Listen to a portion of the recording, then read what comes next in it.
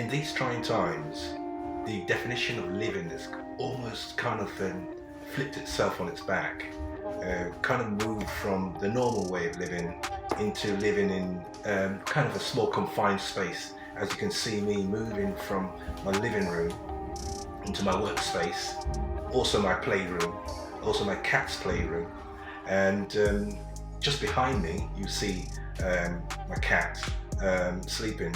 He normally likes me around, this is why he's comfortable. He's got his food around him there as well, so he's quite comfortable not knowing what's going on in the world today. I'm also using the evening to work on my iOS app, which is a new one called Betty's World. You can see as a tutorial on how to play the game, and it's the idea is to actually get Betty home safely and maximizing points at the same time. There's background music in the game. Some people like it, so you have an option to turn it off and switch it back on again. It's a fun, short, hyper game, I would say, small game. You can see, so it looks all chaotic, but that's the idea. You got the Betty's status, a grid reference, a number of minutes, I think a maximum of 3 minutes, health and score. The sunflower is where Betty would be energized, and you got the thermometer for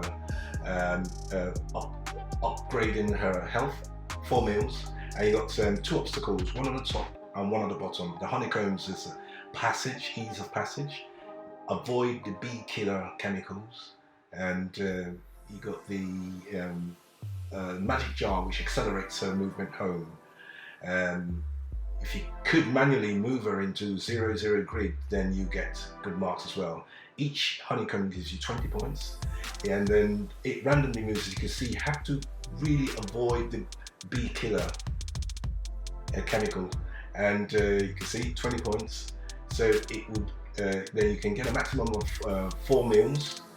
You can see that's 2, and then 3 and 4, and then you have to navigate her back down again and try and maximize her points by getting on the honeycomb.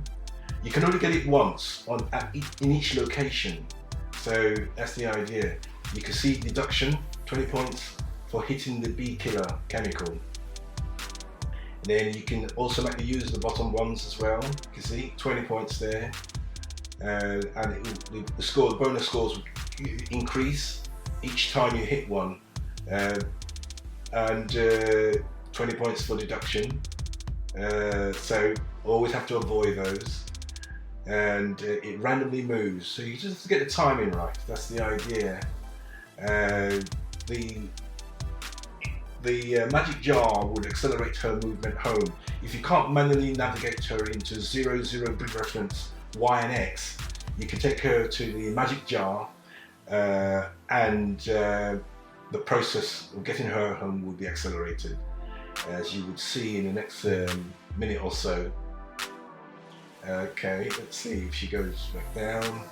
We're still trying to maximize points, so she's up to 120, and we've had enough, and then we land her there, and she's back home 20, 0-0, and 1 minute left on the timer.